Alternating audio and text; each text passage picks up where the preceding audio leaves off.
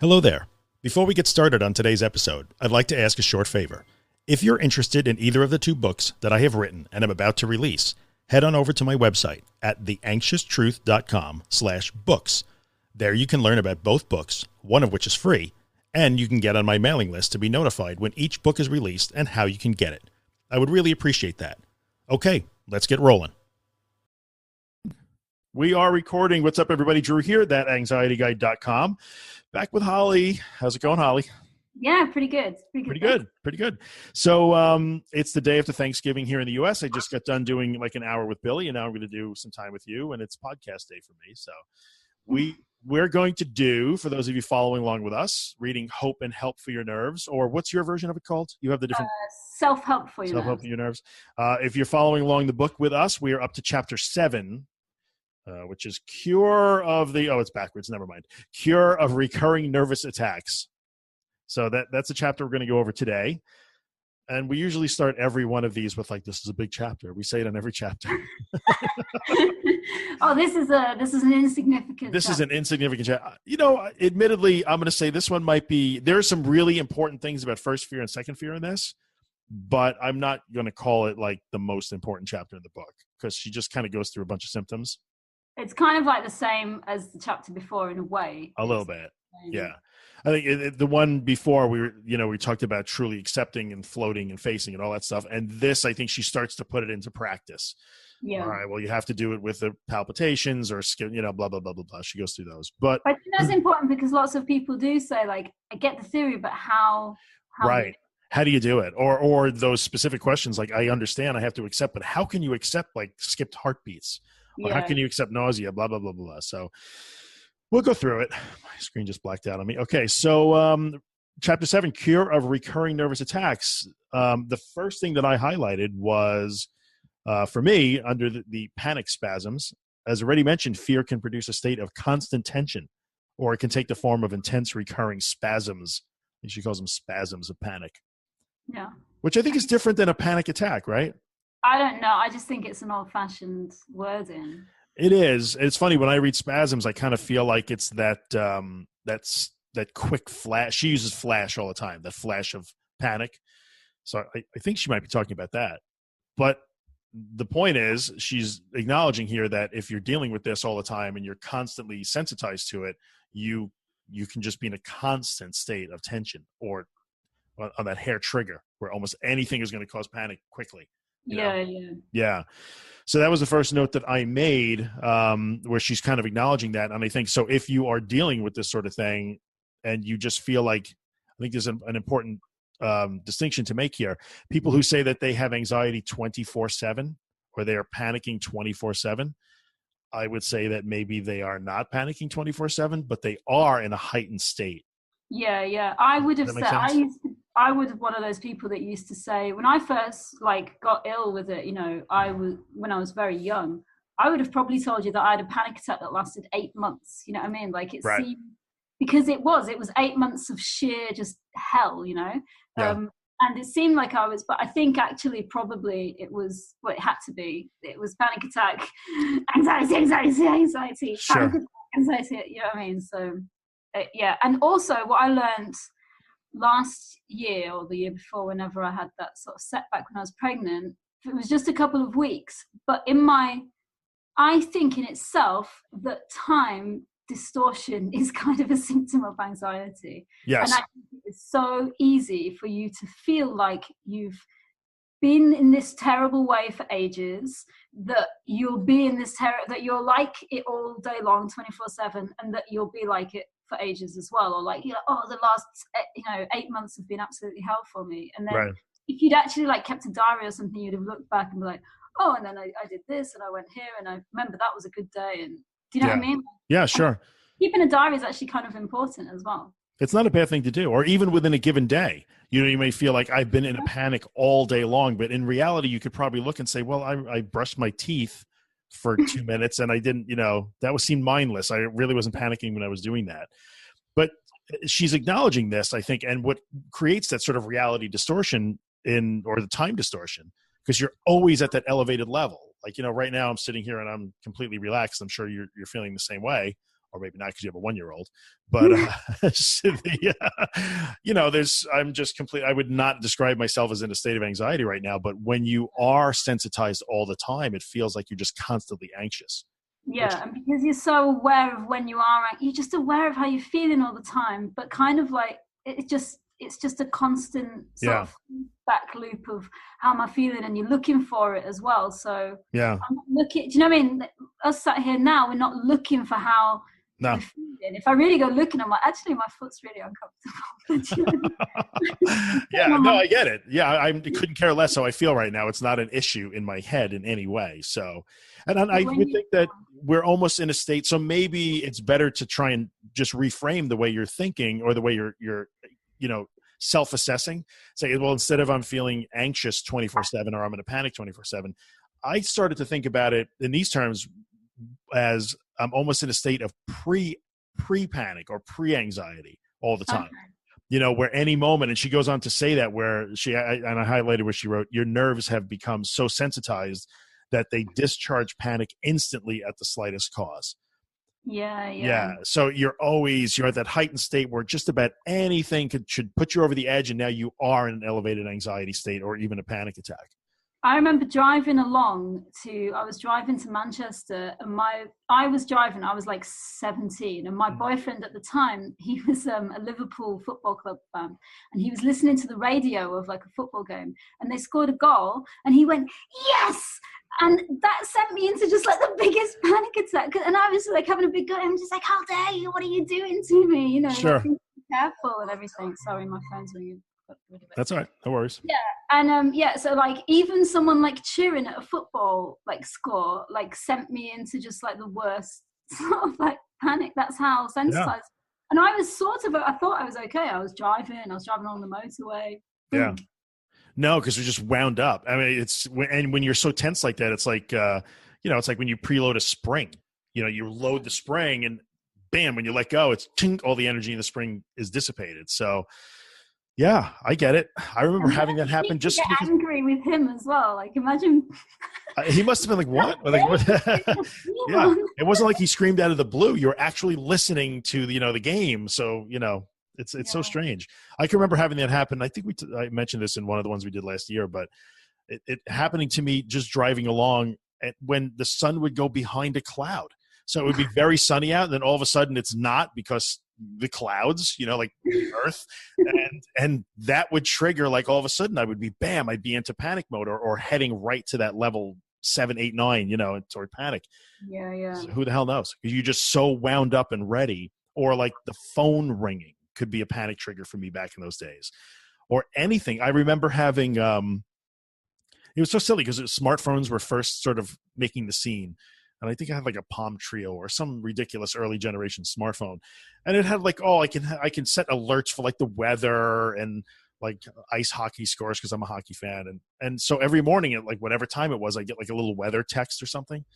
And it got to the point where I had to turn that off because I would dread it.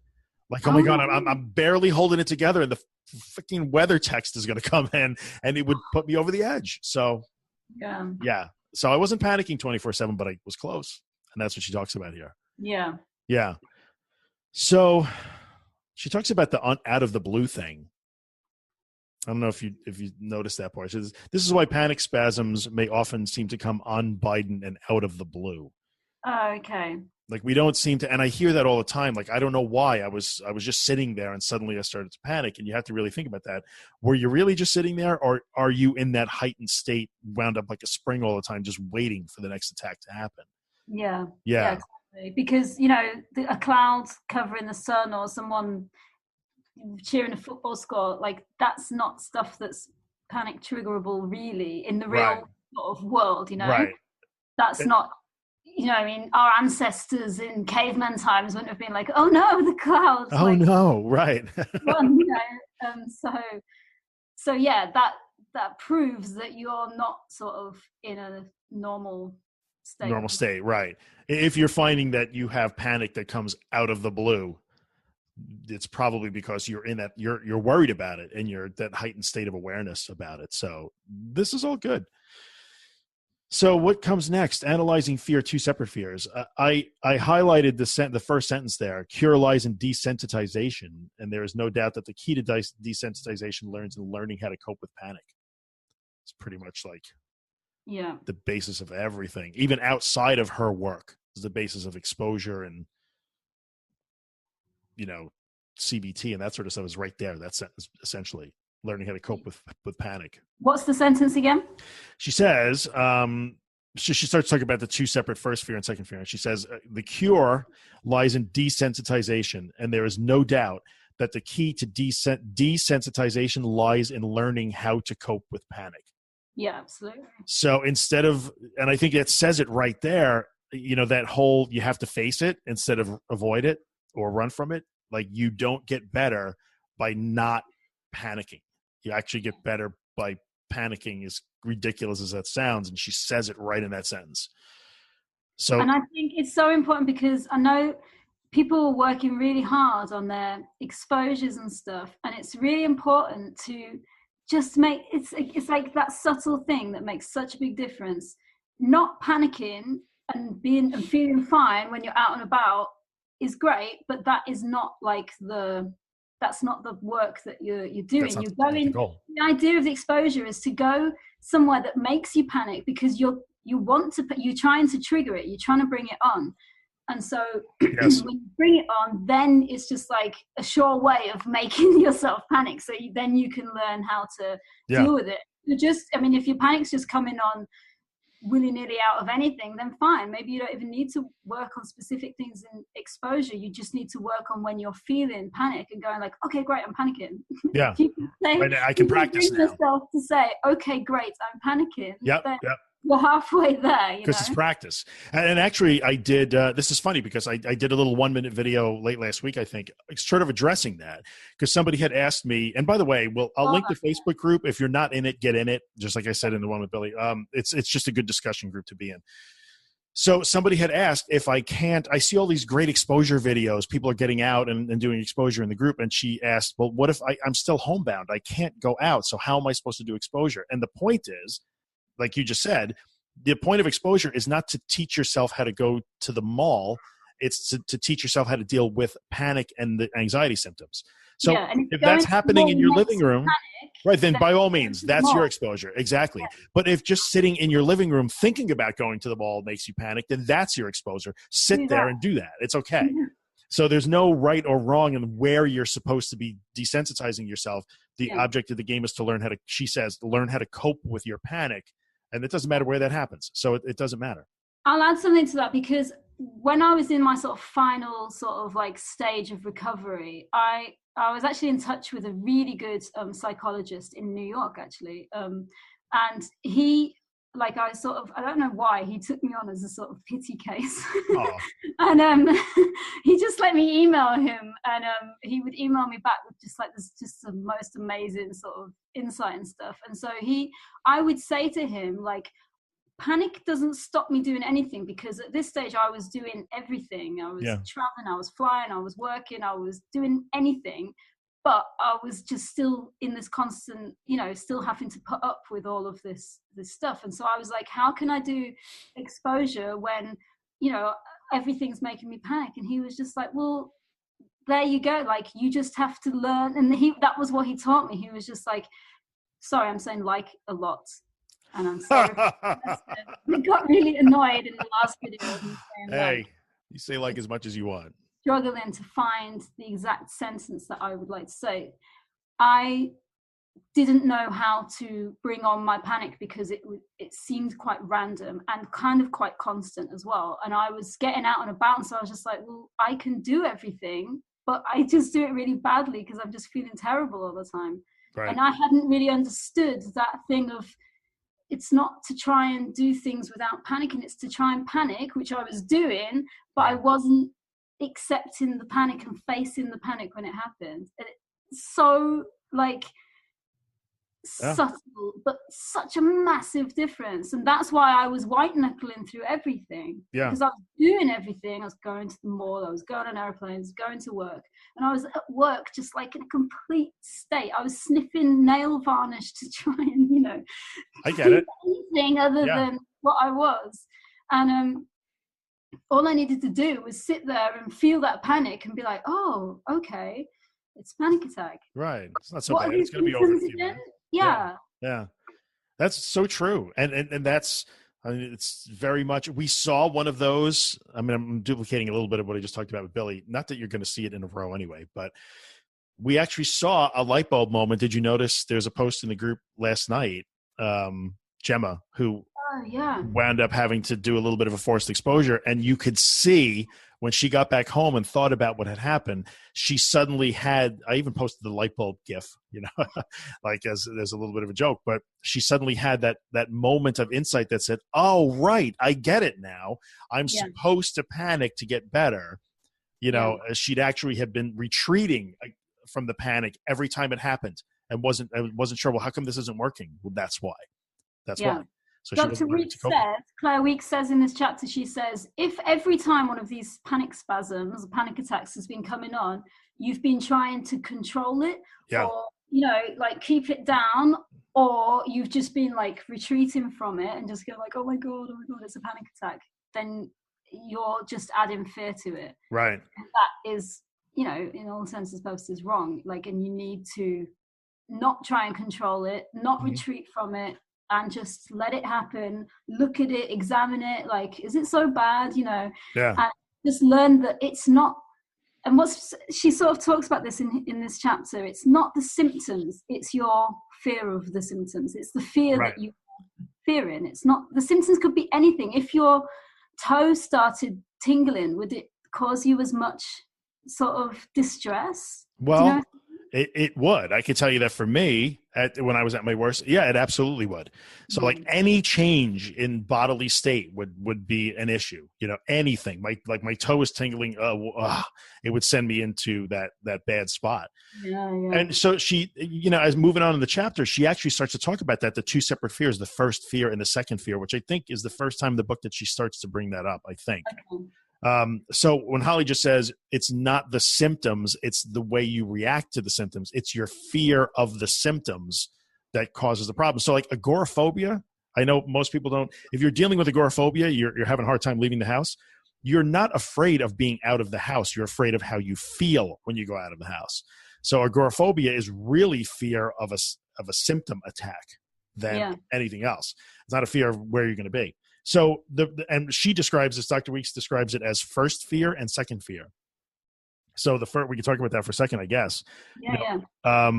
First fear, she says, I'll explain these two separate fears more fully. Everyone experiences first fear from time to time. It's the fear that comes reflexively, almost automatically in response to some threatened danger. It's normal in intensity. We understand it. We accept it. Yeah, like this is it's just the same as someone going boo and jumping out on you, and you completely don't exactly. But you're afraid. Suddenly, you have that flash of fear, or you're driving along and it looks like somebody's about to run into you with their car. That quick. Yeah. But that's normal. Nobody questions that. It's a normal response. You can feel it, the adrenaline in your body. You can feel it there for a minute or two. Sure. And your heart's sort of going like that. Yeah. Wow, that was close. Yeah, exactly. So, and we come to expect that. And so that is the standard flight or fight response, right? Fight or flight response. There's some danger. We see the danger. We respond to it. And then the danger passes and the fear dissipates. And that's perfectly normal. No one would question that. But the deal is, she goes on to say, we cope with the danger, the fear passes. However, the flash of first fear that comes to a sensitized person. So if you're living at that heightened state, always worried about the next attack, the flash of first fear that comes to a sensitized person in response to danger is not normal in intensity. It can be so overwhelmingly intense, so electric in its swiftness, so out of proportion to the danger causing it, that a sensitized person cannot dismiss it. Indeed, he recoils from it, and as he does this, he adds the second fear, the fear of the fear.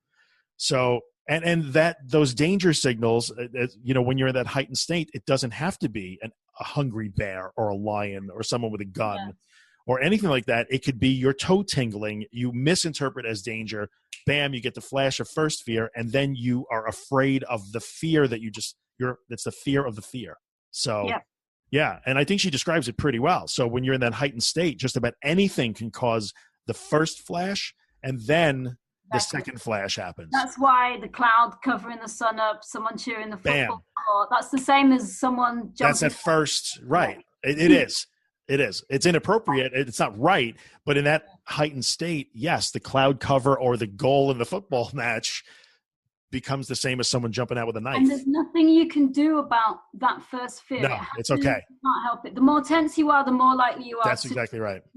Like get that whoosh. Yep. But like Yep. nothing you can do about it. That's your amygdala, I believe. If we yes, yeah. This is sort of autonomic. Yes, it is true. And that's the auto one, and it goes, and so that adrenaline's in your body. There's nothing you can never like learn yourself not to have. That's there to save your life, you know. That's super important, by the way, because I think we even had somebody posted in the group about that. They feel like they're making progress, but I can't remember who it was. But whenever he gets that feeling, he almost involuntarily, he coughs, covers his throat, does that thing. It's just become a habit, right? We all develop them. And he knows that it's a safety ritual. He's trying to escape that sensation that just hit him, that startle. He called it a startle, which is really good, a really good explanation, I think, a startle. I'm like, well, how do I stop doing that? You don't stop doing that. You never stop doing that. But what will happen is, as you go down the road, fewer things will cause that flash, that startle. Yeah. So you're right. You cannot program that away. So don't judge yourself as not making progress if you still get that quick, that quick fear. It's going to happen. It's just going to happen. The secret is, once it happens, what do you do? Yeah, that's where the whole key lies, is when you feel that whoosh, and your heart's beating and all of that stuff, people that are in this sensitized state and suffering anxiety, they feel those sensations, they feel the whoosh, and they think, oh my God, and that, oh my God, that instant fear and recoil from it, or the sort of like, try and keep this under control. Right. That just triggers more adrenaline, because your brain interprets that you're in danger, because why would you be so recoiling and scared of something if it wasn't dangerous? That the fear response itself, the racing heart, the dizziness, to whatever your symptom is of fear, which are normal, then gets interpreted as itself being dangerous, which it is not. Right. So the fear takes on a life of its own. It's not the hungry lion that's chasing you anymore. It's the racing heart itself that becomes the source of the fear. So the secret to success there is to stop the second fear by, if that happens, you have that flash of fear. For me, I'll use myself as an example. The sun goes behind a cloud as I'm driving. I get that quick, that quick thing, and it's an intense flash. Oh my God, that's okay. The fact that happened would be fine. The better way for me to have handled that would have been to just relax and understand, like, oh, okay, that's the flash. Now I just have to make sure I don't add to it, and just chill and understand, my heart's going to race. I might feel a little weird for a minute or two. Don't add to it. Don't do anything. Cough if I have to, like the person in the group does. Whatever my little reaction is, let it happen. Understand why I did it. I'm doing my ritual. I think it was someone called Jackie who did a video, and she said she's got a bracelet and she wrote, don't add. Don't add. Yeah, the rubber band. That was so brilliant. Yeah, don't add, as a reminder. She doesn't snap the rubber band. It's just a reminder that says, oh, don't add any fear to this. Yeah. Oh my God, if I had a tattoo, like I wanted to find a tattoo that I could just like put on my wrist that was just like, don't add. Don't panic. Like, don't panic. Stop it. Just stop. Stop it. Yeah, I didn't do that. I wound up putting a pineapple. Anyway, so that's the flash of the first fear, which is normal, and then adding the second fear is really where like the disorder starts to be defined, right, or starts to develop. So what does she write about this? He adds the fear of the first flash. He may be much more concerned with the physical feeling. Okay, this is it. Indeed, he may be much more concerned with the physical feeling of panic than with the original danger. So yes, the panic. So when you have panic disorder, which can lead to things like agoraphobia, the panic itself is what you are afraid of. Yeah. So when that sun went behind the cloud, and then you went into the, and then you went, then you weren't still continuously scared of the sun going behind the cloud. No, didn't care about the sun anymore. That you were having a panic attack. Right. I completely took, what got me was the change in light. And so if I can actually think that through, because it seems so vivid to me still. Something is wrong. Like something what just happened? Like not what happened to the sun. I'm not a caveman. I didn't think that a dragon ate the sun, but like it was a change of state, and it would lead me to what just happened? Something just happened. Why did the sun get suddenly different? There's something wrong with my eyes? Something wrong with my brain? Or did something literally happen that made the sky go dark or something like that? That's the first thought that I would have. And it's irrational because I was oversensitized. And then within seconds, I didn't give a rat's ass about the sun anymore. I was all about what was going on inside after that. So that was just a trigger. And then I just turned completely inward, and I was all worried about what was happening in my brain and my body. And what am I thinking? Oh my God, this feeling, I'm not seeing right. My eyes, my whatever. And so the sun became irrelevant. It didn't matter anymore. So very, very tough. When my boyfriend cheered Liverpool scoring a goal, I didn't think I was in danger. It was just he made me jump. Yeah. You know, it's like someone saying boo. Right. So it took me by surprise because I was wound up like a coil. It took me by surprise, and I was like, and then I went into and then I felt awful. And so, I felt like anxiety. Sure. And that was what then continued me off into like this huge panic attack. It wasn't that I thought I was in danger because a goal scored and someone cheered. No, the cheering is irrelevant, right? Exactly. And then me jumping and having those sensations in my body made me go like, oh my God, what's happening? So I think what we're both describing here is a situation where there's an external trigger, your boyfriend cheering the goal, or for me, the sun or whatever it is, or a blast of cold air, the wind blows, could have been anything, right? But that trigger, so it's an external trigger that then turns you completely inward. And that's when bad things happen, is when you're focused completely inward. And let's just say, sometimes there isn't a noticeable external trigger. Right. The trigger could be internal also. So your trigger, you could be focused inward and triggered by feeling one skipped heartbeat. That was me. I would get PVC and one internal trigger, and then bam, it would start it. So that trigger can be external, and then you turn inward, or you could already be inward. Could be a thought. Could be a thought. That's exactly right. I never really dealt with that so much. I don't know if you did, but I know people will say like, oh, the negative thought started, and that would get me down the road. I never dealt with thought triggers too much, but yeah, so the trigger could be external, then you turn inward and the snowball starts rolling down the hill, or you could already be inward, find an inward trigger, and the snowball starts rolling down the hill, because it's really insidious when you think about it. It's tough to get out of this nonsense. Whatever the trigger is kind of irrelevant. Right. And that's what's important to remember. So like if your trigger is going to the mall, right, like just use it as a tool to make yourself panic, to learn how to panic. Yes. And this is why we can't go down a list of, I know some of the most popular things that I've ever seen that like Billy and I have done together, or he's done on his channel, top symptoms, top 10 list of symptoms, anxiety symptoms, and top anxiety triggers. People love to talk about their triggers, and you can't go through life trying to eliminate each trigger. Don't make a list of your triggers and try and eliminate them all, because anything can be a trigger. That's not the point. It's irrelevant what the trigger is. Totally irrelevant. Yeah, it's your response that matters. Yeah, and kind of like why you got why you got panic disorder in the first place. Right. Kind of irrelevant. I'll tell you why, because your brain learns some really bad habits. It's just bad cognitive habits. We can learn bad habits about eating and sleeping and wearing ugly clothes, but we can also learn bad cognitive habits. That's how you got panic disorder. Yeah. But it doesn't matter if your panic attack was caused by hormones or by trauma or anything. Doesn't matter.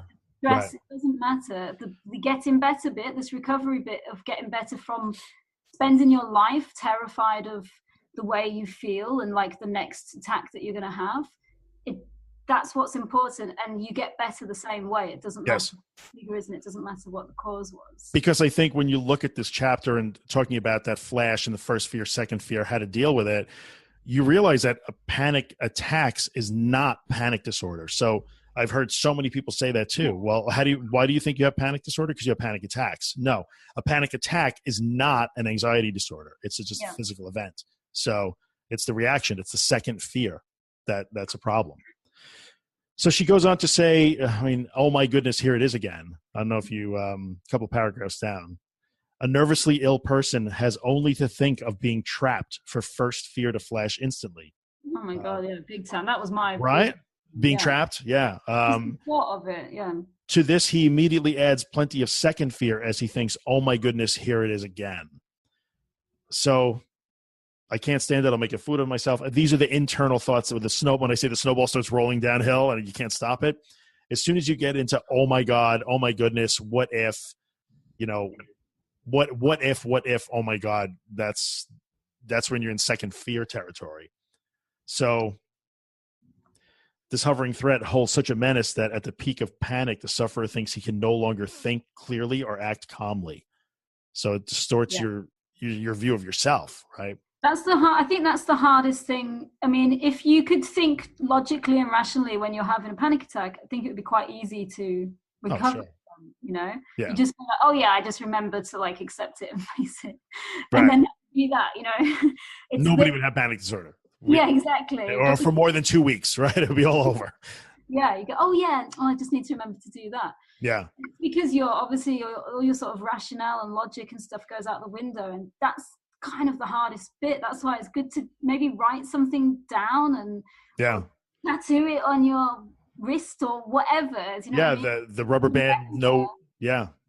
Don't add, And what she's talking about in this paragraph too is, whatever triggers this poor guy, something triggers him and he goes into, oh, here it is again. Oh no, oh my God. And he begins to have panic and it mounts and all the symptoms come and he starts to feel worse and worse and he thinks he can't act clearly. And suddenly you're in that mode. And we've all been there. If you're watching this, you have been there, that like, I got to get out of this. I need to escape. You run out of the room, you go back home, you run to your car, you get out of the car, whatever you need to do that you're trying to escape that situation. That's a mistake. And it's what leads to that shrinking of your circle. Like your lifestyle gets smaller and smaller because you start avoiding things. I had a panic attack in a restaurant, so I cannot go back to a restaurant. But that's a mistake because it wasn't the restaurant that caused it. It was how you added that second fear and reacted to your symptoms and your sensations. That's the problem. Yeah, and it doesn't matter what caused it. It doesn't matter if it was the restaurant. Right. It doesn't matter. But if you associate it, and it's normal, our brains do that. If a dog bites you, you will become afraid of a dog. It's normal. So if you have a panic attack in a restaurant, you can easily start avoiding restaurants, but you're missing the point. It's because you can avoid a restaurant if you want, but then you'll have a panic attack sitting in your backyard, and then you won't want to go in your backyard, and then you'll have one in the shower, and then you won't want to take a shower. So yeah. When you start avoiding it, it's dangerous, isn't it? Because the world begins to shrink, and that's when you start to get toward agoraphobia and that sort of stuff. So it's so important to understand what she's talking about. He doesn't understand that it is all these, oh my goodnesses, all these what ifs that build up into what he calls a crisis.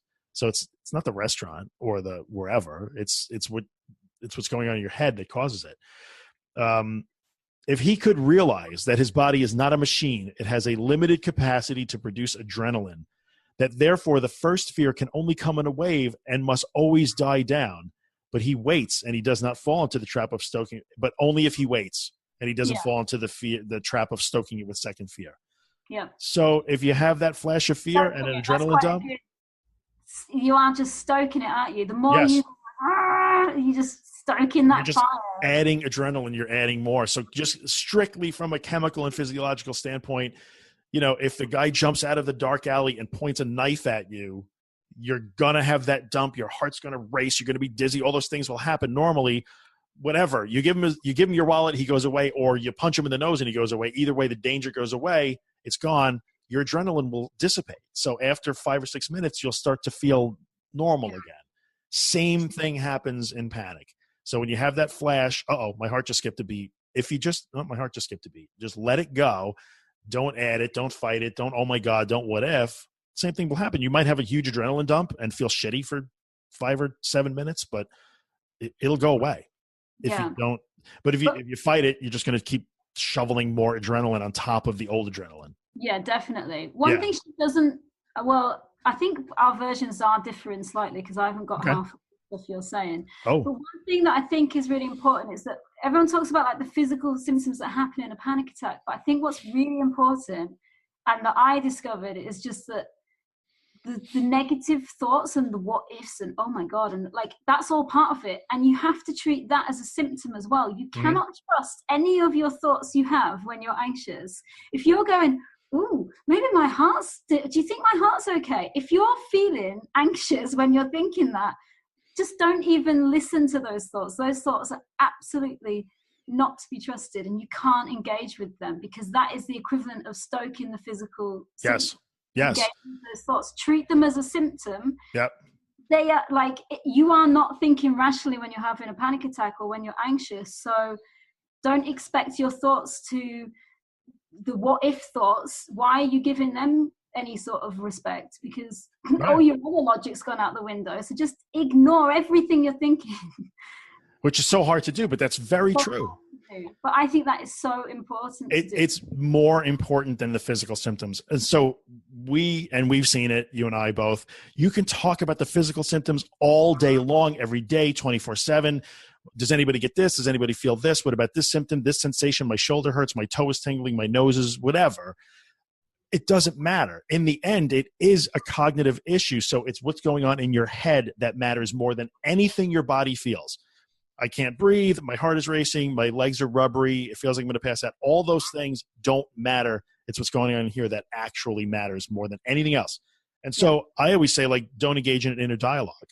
Do not engage those thoughts. So you can't really stop sometimes the what if thought from coming in. What if I'm having a stroke? Okay, all the best you could do.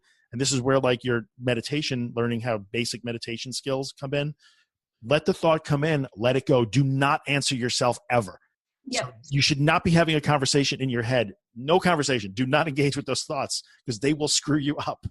The way I see it is, like, if you're trying to, like, say your husband comes in and he's really drunk and you're, like, really mad with him and you're trying to talk to him about something like proper that needs to be sorted out. Right. Just don't even bother. What's like, the you point? can't have a conversation, or you're down the pub and someone's trying to talk about politics and they're really drunk. It's not going to happen. There's no rationality there. Wait till they're sober and then talk to them then. Do you know what I Exactly. mean? You just have to wait it out. And it's the same thing. You can't have a logical discussion and, like, maybe this and maybe that, and I'll try and rationalize it like this. Don't even bother. It's like your brain is completely drunk. Just ignore it. Wait for it to sober up. And just have a think with yourself later, you know? And what sounds kind of crazy too is I often hear people say, like, self-talk. You know, people talk about self-talk a lot. Like, well, when you're in a panic situation, use your self-talk. You reassure yourself, I'm okay. I'm okay. No, believe it or not, I really think that's a bad idea because you are engaging in an inner dialogue, because the minute your brain says, what if I'm having a heart attack? And you start, well, no, my heart is fine. The next thought will probably but what if it's not? You cannot ever. No. And have you heard about this new test? Right. And you can't win an argument with yourself when the answer is always what if. So your emotional, terrified side is doing what if, and your nice, logical, rational, intelligent side is saying it's not a heart attack. But then it's just another what if. But what if? And what if is always valid. Like, there always could be what if there's a dinosaur next door about to smash through my building? Yeah. Could be, not likely, but it could be. And that's the thing. You have to win an argument with yourself. You have to learn to be okay with the sort of worst case scenario that your brain is telling you. Like, what if this isn't a panic attack? What if it's a heart attack? Okay. Yeah, and just let that voice go. And you'll learn over time, as you get good at these techniques, that voice you can make it go away to a certain extent. The thought will come in, you give it no credence, and the thought goes away. But even when you can't do it that well, essentially just imagine what I used to imagine was it was somebody standing next to me just screaming as loud as they could in my ear. And I would just look ahead, don't look at them. It just became, remember, I don't know if you guys had over there, Snoopy, Charlie Brown, the Peanuts cartoons. And they would do, I know I'm dating myself a little bit, but with the Peanuts animated, like, Christmas specials and stuff would be on TV here. And the Peanuts gang was just kids. So whenever you heard an adult in their world, you didn't hear, the adult was speaking and you wouldn't hear words. All you heard was wah, wah, wah, wah, wah, wah, wah, wah, wah, wah, wah. That was an adult speaking. It was not legible. It was not words. And for a reason, it was all about a kid's world. Yeah. That's what I would imagine. Like, not just jawing at me, like, you're having a heart attack, you're having a stroke. And this time it says, you really went to the hospital. I would literally think of the person screaming in my ear, just hearing wah, wah, wah, wah, wah, like unintelligible. Go to hell, F you, I don't care. Yeah. Yes, and that is what mattered. It wasn't self-talk or reassurance or any of those things. It was just letting it go in one ear and out the other and paying it no matter. It's just a drunk guy in the pub ranting about something. It's irrelevant. And it's so hard. I know people are probably saying, yeah, it sounds really good, but how the hell do you do that? Sometimes you can do it either by learning to just ignore that and not engaging in any inner dialogue. Sometimes you can do it by replacing those thoughts with other thoughts, but that's not an inner dialogue. You're not refuting what you're hearing. So essentially it's when that voice in my head is screaming, but this time it might really be a heart attack. My response is, I wonder, if the Rangers won last night. Yeah. Right. Or, this probably a stroke. I could feel my face tingling. It means you're having a stroke, Drew. My response to that might be like, I really love like pepperoni on pizza.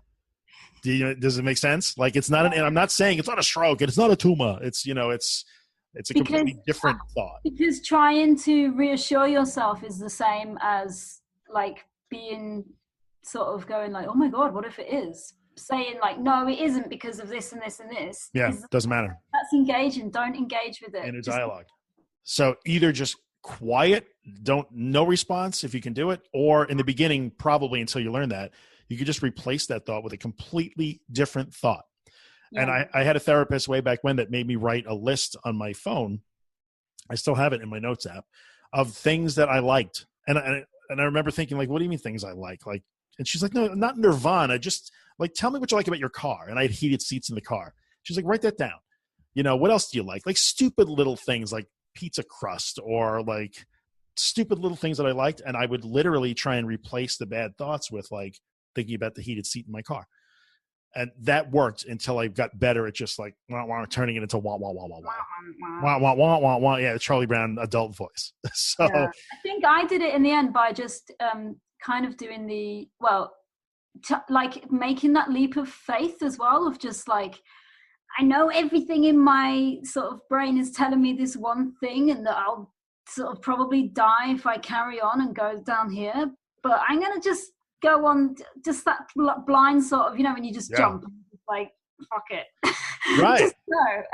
But that's that courage that we talk about. You have to have it. It's main ingredient. If you're going to follow this formula, got to have it. Yeah. Well, at some point you've just got to go like, I'm just right. And do the opposite as well is a very good thing, because everything the brain's telling you is like sort of, spiked with like doped with anxiety. So it's just, it's trying to bluff you and trick you and everything. So if you just do the opposite, actually, you know what I mean? It's just like, you better just stay in your house because everything's really bad right now and you feel terrible. You don't want people to see you. You just go like, that means I should probably go out of my house. And right. When you're anxious, whatever your brain is telling you, do the exact opposite thing because your brain is an idiot. Just, you can't listen to your brain at that point. So everything we've talked about for the last 10 minutes is all about the second fear, like unmasking that second fear and not letting it be a thing. So, she's talking about how important is it to unmask panic and see these two separate fears. How important is it to learn how to spot second fear and send it packing? So you have to. And again, the way to recovery is desensitization. So you only get better at dismissing the what ifs the more you do it. Yeah. So desensitization means exposing yourself to the things that make you panic and learning to ignore or replace or whatever it is your tool is. It's just like the really bad news here is that you have to panic to get better. Yeah, the only way out is through. I said you have to be afraid before you're not afraid. So good. I love that line. The only way out is through. The only way out is through. I believe that was attributed to either Winston Churchill, who said, when you're walking through hell, keep going, or Robert Frost may have said that. I don't even know. Okay. I've used it for years, but I didn't make it up.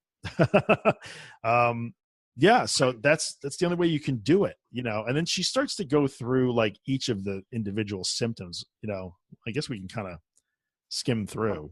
Yeah. Sorry, there might be some people coming in behind. Oh, by all means, guests are always welcome. I see you look behind you. So, so only a bogey remains, which the word bogey is not something we use in the U.S. so much, but I guess, it's Vronsky. It's Vronsky. I love Vronsky. I'm a huge fan of Holly's dog. I don't know why. I just love her. So must you let a physical feeling hold such terror is the way she starts this paragraph. And it's a really solid question.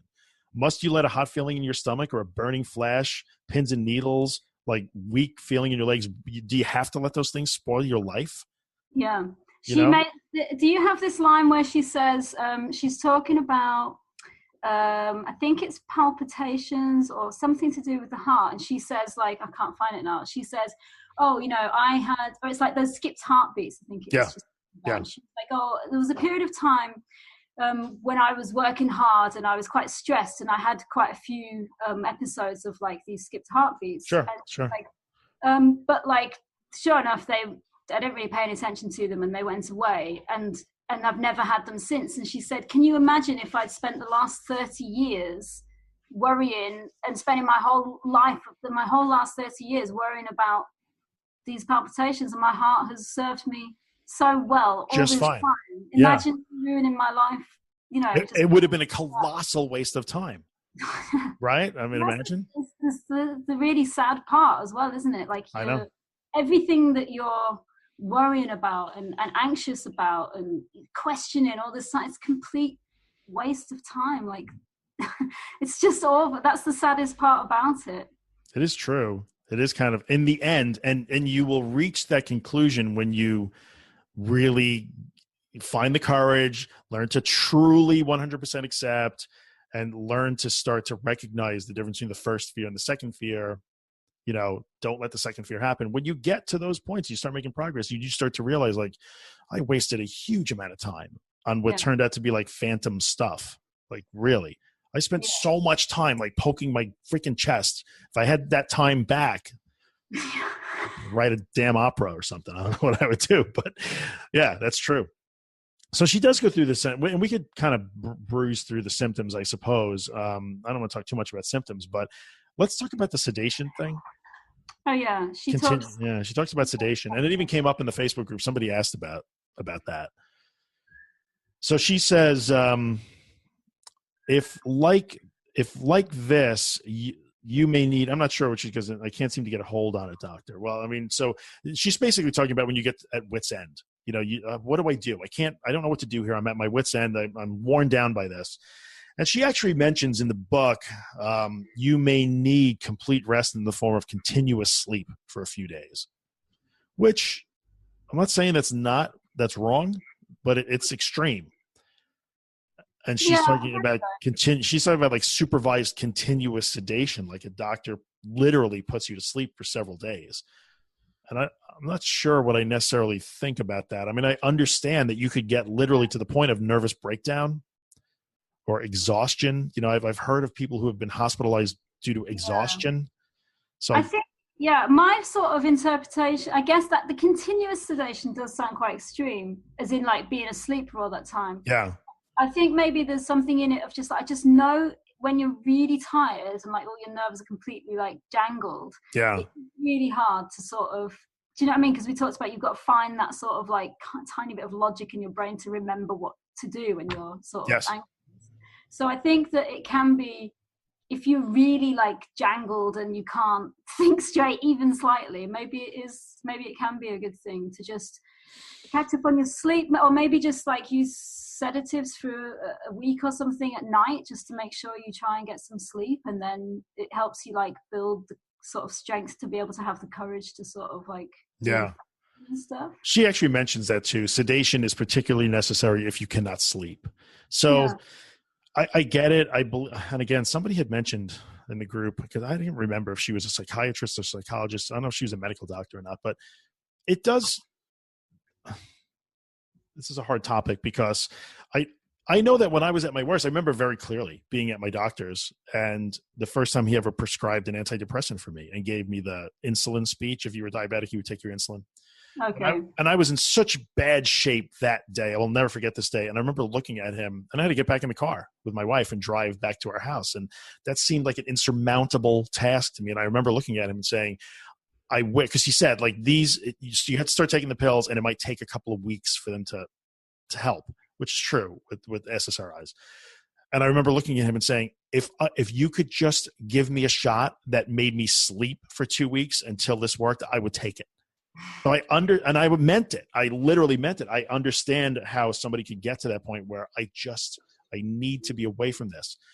So my view on sedation and using sedatives, I mean, continuous sedation, that's extreme, and that's between you and your medical doctor. Yeah, but sedatives as a break, She's almost using it as it'll give you a break, and you need the break. So I understand the need to build some sort of physical strength back through rest. I get that. But at the same time, I don't like the sedatives because they mask your symptoms, and suddenly you find I'm better as long as I have my Valium. No, yeah, sure. I think that's the really important bit, isn't it? Like, she's not saying the sort of, not dangerous, that's the wrong word to use, but the thing about using like benzos, so you take it when you're feeling anxious, that is the complete opposite of facing the anxiety. It doesn't teach you anything. It's fine, you might feel better and it gets you through and you're able to go to work or whatever, then fine. And sometimes I think when I was sort of in that place, I was really grateful for them, because it stopped me like losing my job and stuff, like before I sort of really kind of got my head around what I needed to do, it got me through a lot of situations. But when you know what to do, and if you up to this video, then you should sort of have an idea of what you need to do now. So don't take the tablet because you're trying to run away from your anxiety. But if you want to, and obviously talk to your doctor about this first, but if you want to sort of use it to give yourself a break, to be able to muster enough energy to have the courage to then go like, and now I'm going to start facing and accepting. Right. I don't really think it's that big a deal, and I don't think it's that big a problem. Yeah. I just, whatever gets you through to the point where you're able to go to like, do the constructive work. Yeah. And it's funny because she actually mentions at one point, I don't know if you have this paragraph or not, but she says people with she calls it nervous illness. That's so old fashioned. People with nervous illness seem to take particular delight in doing without sedatives as soon as possible. And so that's really good. That's a good outlook that says, they may try to do without them too soon. She's almost cautioning against not taking them. Yeah. In my experience, I think it depends on the person. Like, I did not want to use them no matter what, because I'm just stubborn that way. I'm not saying I was right or wrong, but I do remember that there were times for me that I can remember laying in bed at night and just the pounding of my heart, like just not being able to go to sleep and giving in and saying, you know what, I need, this is crazy. And I would take maybe half or quarter of a pill, and it would just be enough so that I'd be able to get a little bit of sleep. Yeah. I think that's important to be able to get. And I am as opposed to these medications as you will find walking the planet, because there's so many pitfalls to them. And I would say if you are the type of person that wants to use them judiciously and you can't wait to not use them, and you never lose sight of, I don't want to use these, I can kind of get on board on that. But even me, the anti-medication guru, he would give me like 90 Xanax because they're like dirt cheap, unfortunately, and so he'd give them to me and I'd wind up having to dispose of, 87 of them. I would take a little quarter of a pill at a time. And he would laugh at me. He's like, look, I was like, I'm not a small guy, like 215 pounds or whatever. What are you doing? I have like 85-pound women that take a whole one of these, so.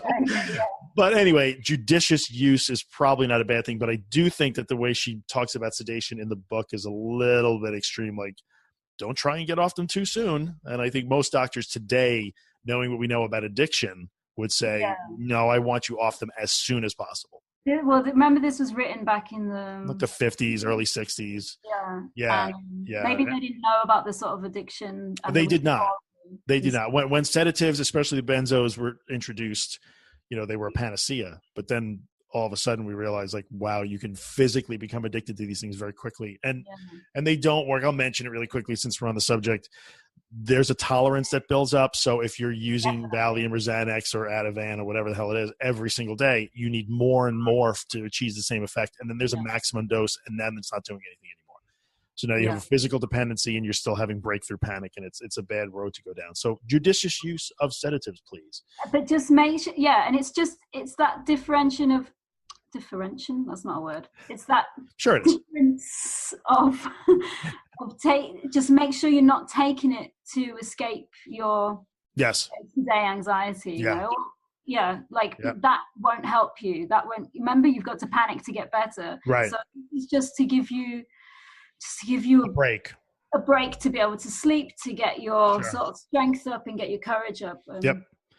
And sometimes it's, think of it as a tool too, because I think you were saying, for you, you discovered like, well, you were feeling really horribly, but if you took a pill, it went away.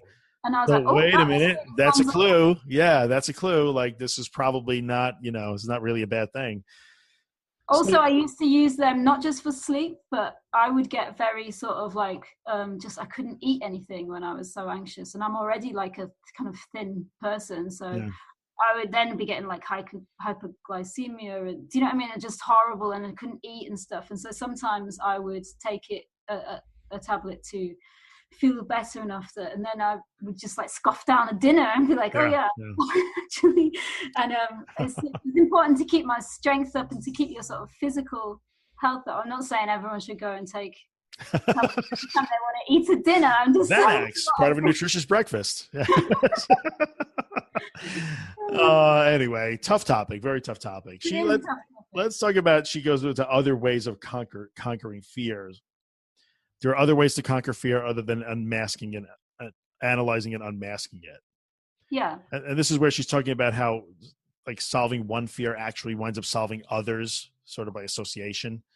Yeah, she talks about someone who's like really scared and fearful of their palpitations and something to do with their heart. And when she looked further into it, she was so scared about her heart because she was scared of dying, and so she decided to just address her fear of death, and then that got her over her fear of her heart. The heart symptom then wasn't a problem. Yes. If you have palpitations and you're not scared if you have a heart attack and die, then you're not going to be scared of the palpitations, are you? So right, exactly. Which is kind of important, and I think not only from the practical matter of like solve the big fear and you solve the foundation fear and the ones that are built on top of it go away. Yeah.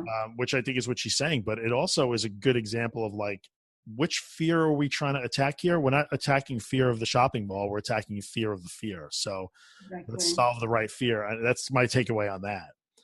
And I'm going to skip to kind of near the end of the chapter where she talks about how no new symptoms can arise, which is a little bit of a misnomer. A bit. Oh, what do you think? Well, I think people are going to say, because she literally, well, at least in my version of the book, she literally has a heading over this paragraph in bold. No new symptoms can arise. I don't think a lot of people listening to us would say, oh, bullshit, they can't. Like, I have my heart races and I have stomach problems, and now suddenly I also have these vision problems. So yes, I have new symptoms. Yeah. But I think the point she's trying to make is like adrenaline is limited in what it can do. Yeah. So yes, it can affect your heart and your breathing and your vision and your balance, and we can name all of those things, but it can't do more than that, is what she's trying to say. Yeah. She's trying to point out it has limited ability to do things. Yeah, your legs can't drop off. Right, exactly. You're not going to get, or I've seen people who worry like, I'm going to have some sort of permanent damage because of this. No, not really. I mean, that's not good to marinate in stress all day long. We know that, but there's not. No, you're not going to have permanent damage for staying in an anxious state. You won't. I think that this is completely non-scientific. In my head, I think like it's a bit like doing a workout all the time. And can that be that? Yeah, it must be good for your heart in a way. Well, I mean, I guess it might be, but yeah, sure. No one would argue that, and which is a really good way to think about that, if you will. Like, no one would tell you that you're doing a bad thing if you spent your day like what people get treadmill. I have that. I have a treadmill, and sometimes I can set up a work surface on it, and I will spend 4 hours walking while I'm working. Oh, cool. Not all the time, but I have done it, or an hour, or 2 hours, or a half hour, whatever time I have. If I feel like 10 minutes. 2 minutes, whatever it is. But no one would ever argue. I'm sure my doctor, if I said, hey, doc, I walked for 4 hours yesterday while I worked, you'd be like, awesome, that's great. No one would tell you to like, no, you should sit down. Like, it's. Yeah. A sedentary life is much healthier. Much better to just stay calm and like, no one ever say that. Like, you should be exercising your body. So anyway, when she says no new symptoms can arise, I think that's probably, she's just saying, look, there's a limited number of things this can do. Yeah. But what I did, when I first read this book, when I was very sort of down and under it all, I found a lot of comfort in that chapter, because I was really scared of being sick and vomiting and stuff like that. Yeah, and she says like, so if nausea and vomiting isn't one of your symptoms of a panic attack, then it probably won't be. It probably means that your stomach's okay. And she says, we all know that person who under stress, like one person will just like run to the toilet and the other person like heaves and the other person turns inwardly, and like your symptoms have sort of presented themselves, and that's kind of like what it is. And it's true, like, you know, I know some people like puke at the tiniest bit of stress, and, you know, and other people, like, people have their different things, you know. Some people are stomach people and other people are, you know. Yeah, I've never been a stomach person. Like, it's like I've never, even when I'm in a major panic, I don't feel like I'm going to vomit or I have to run to the bathroom. Me neither, but it was my biggest fear that I would actually. Well, we should talk about that, because we go through, I mean, we could spend 2 hours going through all the symptoms she talks about, but I would say what she does in this is she starts to go through each individual symptom: palpitation, racing heart, slowly beating heart, which is a thing too. Missed heartbeats. She talks about a lot of heart stuff: trembling, the inability, feeling like you can't breathe. And I would almost say lump in the throat, feeling like you can't swallow, being dizzy, nausea, that sort of stuff. She talks about all of those things. And I would think, as opposed to, I mean, if there's anything specific you want to talk about, we certainly can, but you could read through, and she just tries to explain why each of those things happen. Yeah. This is why you get nauseous. This is why you get dizzy. Yeah. So, I mean, chapter 7 is good in terms of symptoms, in terms of getting some explanation of why you get dizzy or why you get nauseous. So it's good to go through that, but maybe it's good to like dispel the mystery about it. Do you know what I mean? Like, I do all these things. Like, well, there's actually like a really good scientific, very logical reason why you're absolutely. Yeah. And she does a pretty good job of like giving you a quick overview of this is why your heart beats slowly sometimes. And someone in the group actually mentioned that they were feeling anxiety with a slow heart rate. I'm not dangerously slow. It's not, you know, it's not that, but it's called bradycardia. It's not that, but it's a vasovagal response. But she talks about that too. And I would say read through the symptoms, but we probably should talk about the emetophobia thing, the fear of vomiting a little bit. I have known quite a number of people over the years who have been dealing with this sort of problem where the fear of vomiting is an actual phobia. It's called emetophobia. It's a real thing. Yeah, and that's me. I mean, I still am in a way. But sure. But I think it can, when you have emetophobia, it can really present a problem in terms of being able to really accept, and especially if you're emetophobic and you have stomach problems under stress.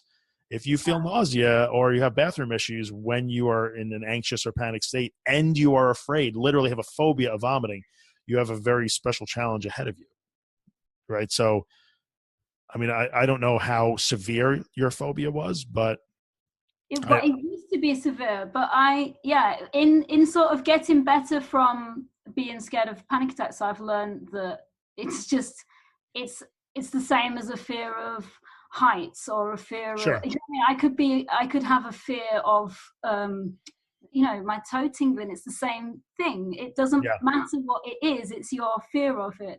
Right. And that's what I realized. I was telling you before we came on air about that my husband is a sailor, and so, you know, he deals with seasickness and people getting seasick and stuff all the time. And to me, it's just like it was like the worst thing possible. And I was just like, my God, how do you deal with that? And he's just like, I'm just sick and just carry on. Like, what do you mean? Like, it's no big deal. And he tells stories and funny stories about, and this person was puking and everyone's laughing, and I would be like, just sort of like, you know, sweating and just like mortified, right? The worst, most horrifying, terrifying thing that I'm listening to. Yeah. And and from sort of that, I realized in learning to not trust my anxious thoughts, I started to realize that, like, if other people are okay with this, then it's probably me. It's not actually as bad as I think it is, you know. And I've had to learn to sort of look at other people's responses to things. Yeah. And be like, oh, that's what everyone else thinks about it. So maybe it's not as big a deal, you know? I think that's that's impressive. And that ENTP, fellow ENTP, the T part, the thinking part. You did the thing, right? The T. So I think that maybe this is just a theory based on a little informal thing we did in the Facebook group yesterday on personality types. Being more predisposed to thinking rather than feeling, rational rather than emotional, probably helped you do that. And I think if you're dealing with emetophobia, part of the problem with that, it's actually classified as a simple phobia, like being afraid of heights or dogs or something like that. it's hard to expose yourself to the thing you're afraid of because nobody Yeah. will like make themselves vomit. That's its own problem. Yeah, yeah. And I think it's really hard because what I have found, and I don't have any really solid advice for this, is people who are emetophobic, who have stomach issues when they're anxious, get stuck hard sometimes because they first have to solve the vomiting fear before they can truly accept the anxiety symptoms.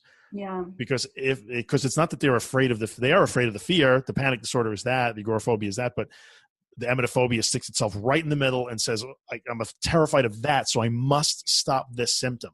I must stop the nausea. So it's a tough one. I think if you have emetophobia alongside your anxiety disorder, it probably, you got to really attack that one first in a way. And I don't know heard how. A lot of people say they've had success with hypnotherapy for that because Emetophobia, sure. Yeah, because it's such a simple feeling in some ways, And I know that I've heard of, I have a friend of mine actually here on Long Island has dealt with it. And like she had a therapist who, again, it's hard to do exposure with something that you can't make happen or you won't make happen because it has its own set of issues. But pictures, video they used with her, the sound, like this is a recording of somebody being ill, which is gross.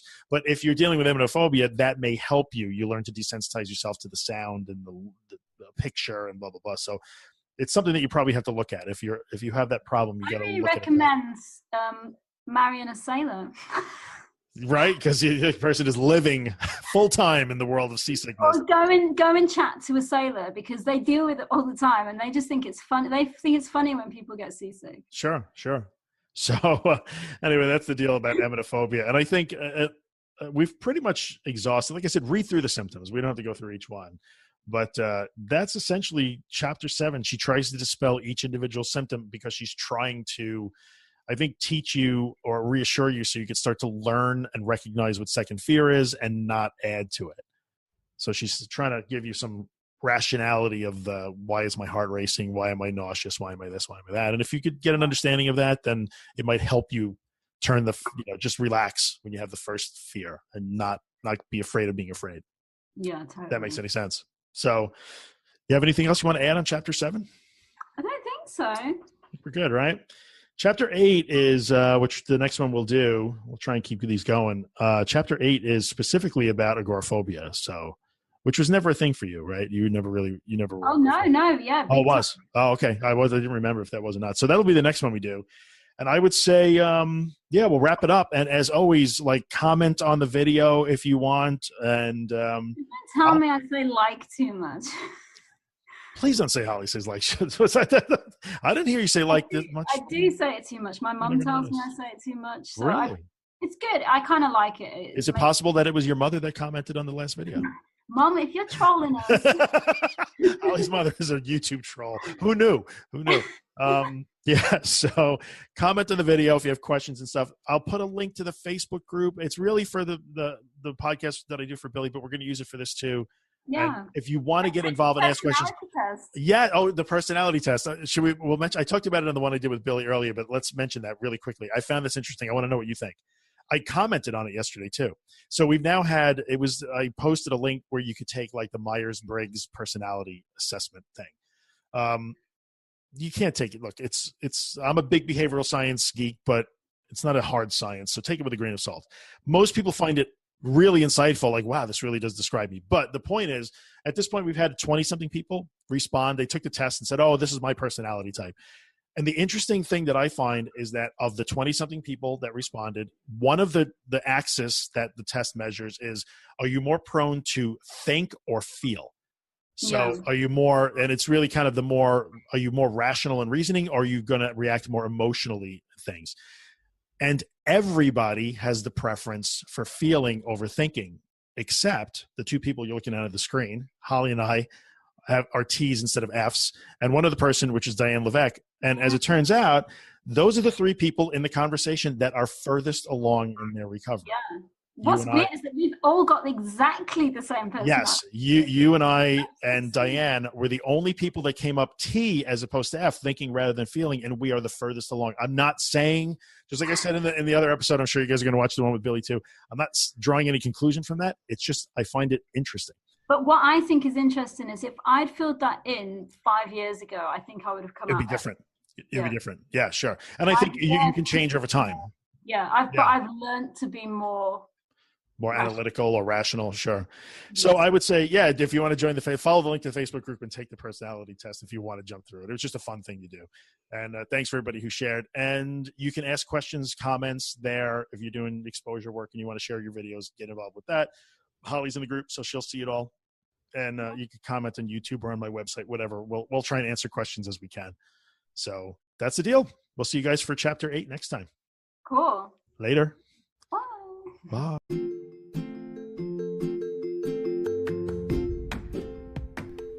Hey, what's up, guys? Drew here.